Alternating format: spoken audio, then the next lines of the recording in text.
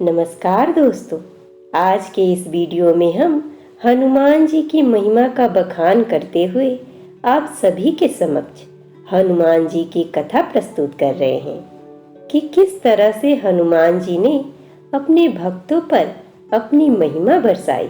तो हमारे साथ बोलिए, बजरंगबली की जय। ऋषि नगर में केशव दत्त ब्राह्मण अपनी पत्नी अंजलि के साथ रहता था।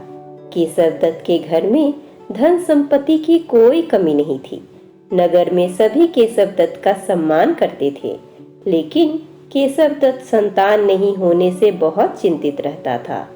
दोनों पति पत्नी प्रति मंगलवार को मंदिर में जाकर हनुमान जी की पूजा करते थे। विधिवत मंगलवार का व्रत करते हुए कई वर्ष बीत गए।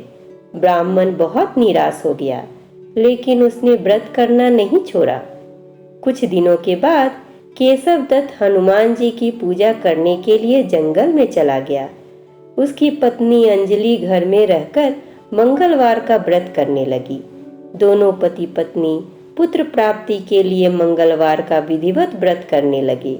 कुछ दिनों बाद अंजलि ने अपने मंगलवार को व्रत किया, लेकिन किसी कारणवश उस दिन अंजलि हनुमान जी को भोग नहीं लगा सकी और उस दिन वह सूर्यास्त के बाद भूखी ही सो गई। अगले मंगलवार को हनुमान जी को भोग लगाए बिना उसने भोजन नहीं करने का प्रण कर लिया।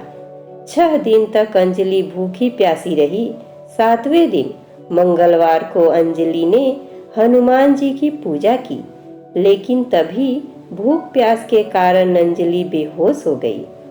हनुमान जी ने उसे स्वप्न में दर्शन देते हुए कहा, उठो पुत्री, मैं तुम्हारी पूजा पाठ से बहुत प्रसन्न हूँ। तुम्हें सुंदर और सुयोग्य पुत्र होने का वर देता हूँ। यह कहकर हनुमान जी अंतर ध्यान हो गए।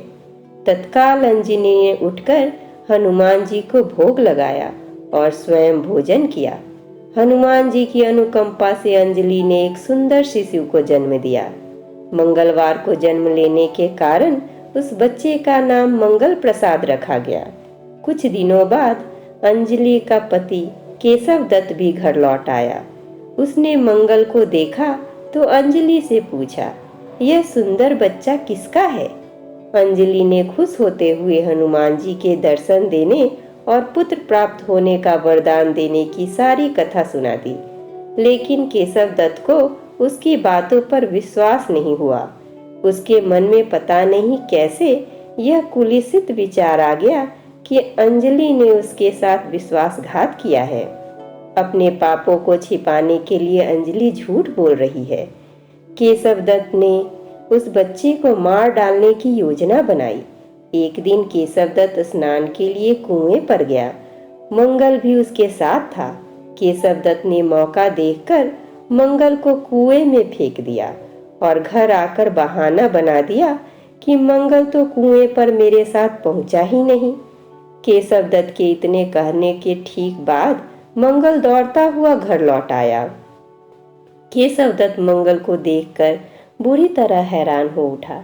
उसी रात हनुमान जी ने केशव दत्त को स्वप्न में दर्शन देते हुए कहा, तुम दोनों के मंगलवार के व्रत करने से प्रसन्न होकर पुत्र जन्म का वर मैंने दिया था, फिर तुम अपनी पत्नी को उल्टा क्यों समझते हो? उसी समय केशव दत्त ने अंजलि को जगाकर उससे क्षमा मांगते हुए स्वप्न में हनुमान जी के दर्शन देने की सारी कहानी सुनाई। केशव दत्त ने अपने बेटे को हृदय से लगाकर बहुत प्यार किया। उस दिन के बाद सभी आनंद पूर्वक रहने लगे।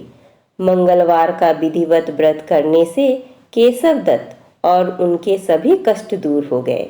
इस तरह जो स्त्री पुरुष विधिवत मंगलवार का व्रत करके व्रत कथा सुनते हैं, हनुमान जी उनके सभी कष्ट दूर करके घर में धन संपत्ति का भंडार भर देते हैं। शरीर के भी सभी रक्त विकार के रोग भी नष्ट हो जाते हैं। दोस्तों, हम भगवान से निवेदन करते हैं कि जिस तरह से आपने केशव दत्त को सभी प्रकार के सुख सुविधाएं दिए, उसी प्रकार से अपने सभी भक्तों पर अपनी कृपा बनाए रखिए। हमारे साथ बोलिए, बजरंग बली की जय।